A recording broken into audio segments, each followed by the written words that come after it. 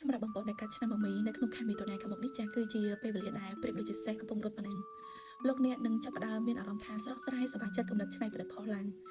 អ្វីដែលលោកអ្នកបានខិតខំកន្លងមកចាគឺចាប់ផ្ដើមផុតផលហើយបើតាក់ទងរង្វង់ការងារវិញលោកអ្នកនឹងមានឱកាសខ្ពស់ក្នុងការដែលថ្នាក់លើក៏ដំឡើងតំណែងដំឡើងតួនាទីឬក៏មានការផ្ដល់ជាបំណើជាដើមបើសិនជាតួនាទីក៏តួនាទីដែលល្អជាងមុនផងដែរប៉ុន្តែក្នុងឱកាសនេះកុំអួតអាងឬក៏កុំអំណត់លើខ្លួនឯងពេកចាបើកាលណាយើងធ្វើអញ្ចឹងអាចមានគេចំណែនចាយើងស្ងប់ស្ងាត់វាជាអ្វីដែលល្អបំផុតដើម្បីការពារខ្លួនឯង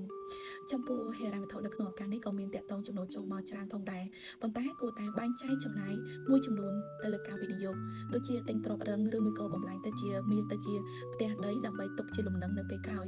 ហើយមួយផ្នែកទៀតយើងទុកសម្រាប់ក្នុងការពេលដែលមានអាសន្នចានៅអំឡុងពេលនេះផងដែរបងប្អូនចាមានចំណូលចូលមកច្រើនប៉ុន្តែអ្វីដែលសំខាន់មានការចំណាយទៅលើការធ្វើដំណើរបន្ធូរអារម្មណ៍ឬក៏តាក់ទងការឲ្យកាដូផ្សេងៗជាដើមអញ្ចឹងគួរតែព្រឹកព្រៀងទៅលើការចំណាយមួយឲ្យបានច្បាស់សិនចាតាក់ទងស្នេហាគឺមានភាពផ្អែមល្ហែមយល់ចិត្តគ្នាចាហើយបើសិនជាអ្នកចង់បានបុត្រក៏នឹងអាចមានដំណឹងល្អផងដែរចាចំពោះសុខភាពមិនមានអ្វីជាបញ្ហាចោលទេដោយសារតែឫសីលោកអ្នកកំពុងតែឡើងចាប៉ុន្តែយ៉ាងណាមិញក៏មិនត្រូវធ្វើបែបផងដែរចាយើងត្រូវតែការពារទៅវាភាសាជាព្យាបាលចាជូនពរបងប្អូនទាំងអស់គ្នាជួបនឹងលាភជ័យហេងៗចាអរគុណ